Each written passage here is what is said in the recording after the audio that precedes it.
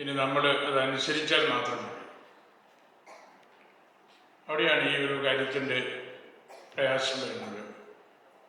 പ്രസംഗങ്ങളുടെ കുറവോ ഡോക്യുമെൻസിൻ്റെ കുറവോ ഒന്നുമല്ല. നമ്മൾ വീണ്ടും വീണ്ടും ഈ തിന്മയിലേക്ക് വീണു പോവുകയാണ്. ഇന്ന് ശേഷവിധിയായിട്ടിവിടെ യൂത്തുണ്ട്. വനിതകളുടെ സ്ത്രീകളുടെ ദിനമാണ്. മദ്യ ലഹരി വിരുദ്ധ ദിനമാണ്. നമ്മുടെ ഒരു വലിയ റീജിയനിൽ ഇരുപത്തര സമുദായ ശാക്തീകരണ ദിവസമാണ്. JB കോശി കമ്മീഷൻ പുറത്ത് വന്ന് അതൊക്കെ നമ്മൾ വായിച്ചുകൊണ്ടിരിക്കുന്ന ദിവസങ്ങളാണ്. അതിനെല്ലാം വലിയ പ്രസക്തിയുണ്ട്. നമ്മുടെ സമുദായവുമായിട്ട് ഏറെ ബന്ധപ്പെട്ട് നിൽക്കുന്ന ചിന്തകളാണിതെല്ലാം.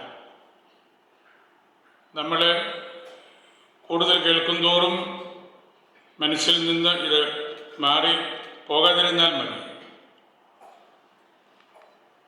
ഇപ്പോഴത്തെ സർക്കാർ നിലവിൽ വന്നതിന് ശേഷം ഈ മേഖലയിൽ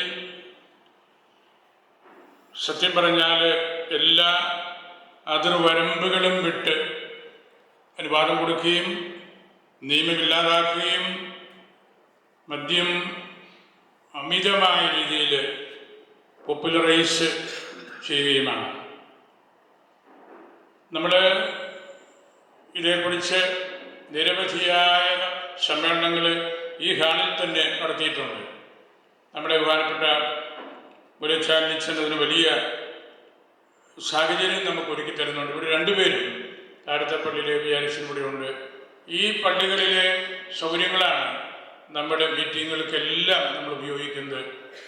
അവരോട് രണ്ടുപേരോടും എനിക്ക് വലിയ ആദരവുണ്ട്. ഒരു ആവശ്യം വരുമ്പോൾ ആ സൗകര്യം നമുക്കിവിടെ ഒന്നിക്കുന്നതിനും സംസാരിക്കുന്നതിനുമൊക്കെ ഒരുക്കി തരുന്നതിന്.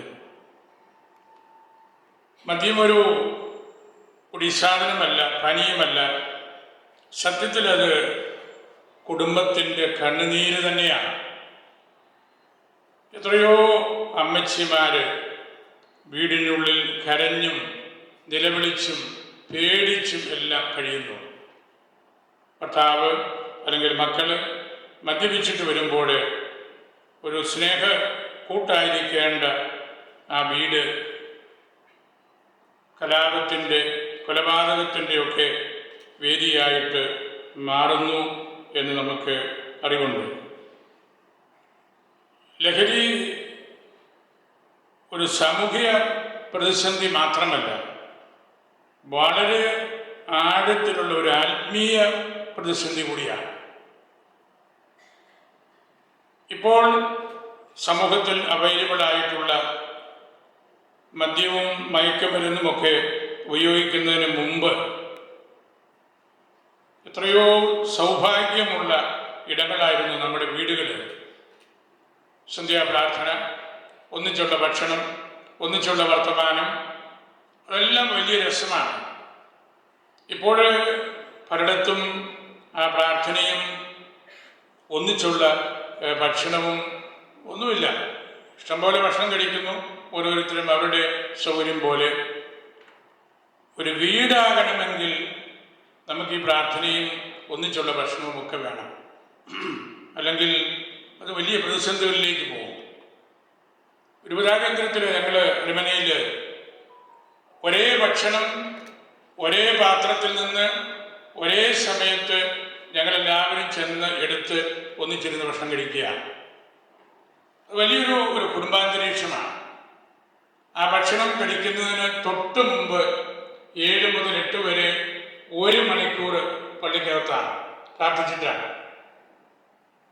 ഒറ്റ മണിക്കൂർ പ്രാർത്ഥിച്ചിട്ടാണ് ഞങ്ങൾക്ക് പൊതുവായിട്ട് ഉണ്ടാക്കി വെച്ചിരിക്കുന്ന ആ പൊതു ഭക്ഷണം എടുക്കാനായിട്ട് ഞങ്ങൾ ഓരോരുത്തരും ചെന്ന് ആവശ്യമുള്ള ഭക്ഷണം എടുത്ത് ഇരിക്കുകയാണ്. അത് കഴിഞ്ഞ് വീണ്ടും രാത്രിയാമങ്ങളിൽ വലിയ പ്രാർത്ഥനയുണ്ട്. നോമ്പുകാലത്ത് വ്യാസാക്കറ കുരിശിൻ്റെ വഴി എല്ലാ ദിവസവും ഉണ്ട്, ഞായറാഴ്ച ഒഴികെ എല്ലാ ദിവസവും 50 ദിവസങ്ങളിലെ ഞായറാഴ്ച ഒഴികെ ബാക്കി എല്ലാ ദിവസവും ഞങ്ങൾ ഒന്നിച്ച് യാത്രാക്കല നടത്തുന്നുണ്ട്. നമുക്ക് പിടിച്ചു നിൽക്കണമെങ്കിൽ ഈ പ്രാർത്ഥനയും ഈ ഒന്നിച്ചുള്ള ഭക്ഷണവും ഒക്കെ നിർബന്ധമാണ്. അത് കൈവിട്ടു പോകുമ്പോൾ ഏത് മനുഷ്യനും ഈ പറഞ്ഞ രീതിയിലുള്ള പ്രയാസങ്ങളും പ്രതിസന്ധികളും ഒക്കെ ഉണ്ടാകാം. മദ്യവർജനം, മദ്യനിരോധം, ലഹരി വിരുദ്ധ സമ്മേളനങ്ങളൊക്കെ ഞാൻ ചിലപ്പോൾ ഓർത്തിട്ടുണ്ട്. ഇതൊക്കെ നമ്മൾ നടത്തുന്തോറും പ്രസാദികളെയൊക്കെ പറഞ്ഞതുപോലെ ചില വിത്തുകൾ വളരുന്നത് പോലെയാണ്. ചില വിത്ത് ശക്തിയോടെ വളരണമെങ്കിൽ നല്ല ചവിട്ട് കൊടുക്കണം. ചവിട്ട് ഏറ്റ വിത്തുകളാണ് നല്ലതുപോലെ വളരുന്നത്. ഈ പ്രസംഗങ്ങളെല്ലാം കേട്ടിട്ടും കൂടുതൽ ഊർജത്തോടെ പലരും കുടിക്കുന്ന പോലെയൊക്കെയാണ് കണ്ടിട്ടുള്ളതും കേട്ടിട്ടുള്ളതും ഒക്കെ. ഈ പ്രസംഗത്തിന്റെ കുറവുകൊണ്ടൊന്നുമല്ല, ആത്മീയത പറഞ്ഞു പോകുമ്പോൾ നമ്മുടെ ഈ ലഹരിയാണ് സന്തോഷം എന്നുള്ള ആ ഒരു കാര്യത്തിലേക്ക് സ്വാഭാവികമായിട്ട് എത്തുകയാണ്. ഇവിടെ പ്രസാദിലുള്ള സാറ് ഈ നാടുകളിലൊക്കെ വർദ്ധിതമായ പള്ളിഷാപ്പ് ഉൾപ്പെടെയുള്ള പാറകളുടെ എല്ലാം കാര്യങ്ങൾ പറഞ്ഞു. അത് നിർഭാഗ്യകരമായ ഒരു കാര്യമാണ്. അമീബ പോലെയാണ്. അമീബ വളരുന്നത് പിളർന്നുകൊണ്ടാണ്. ഒരു കാലഘട്ടം വരുമ്പോൾ 2ആയിട്ട് 4ആയിട്ട് 8ആയിട്ട് 16ആയിട്ട് വളരുകയാണ്. അങ്ങനെ ഇത് വളരുകയാണ് എന്ന് പറയുന്നത് പോലെയാണ് നമ്മുടെ ഈ മദ്യ ലഹരി സാധനങ്ങളൊക്കെ കിട്ടുന്ന കടകളുടെ, ഷാപ്പുകളുടെ അല്ലെങ്കിൽ ഷോപ്പുകളുടെ, ബാറുകളുടെയൊക്കെ എണ്ണം.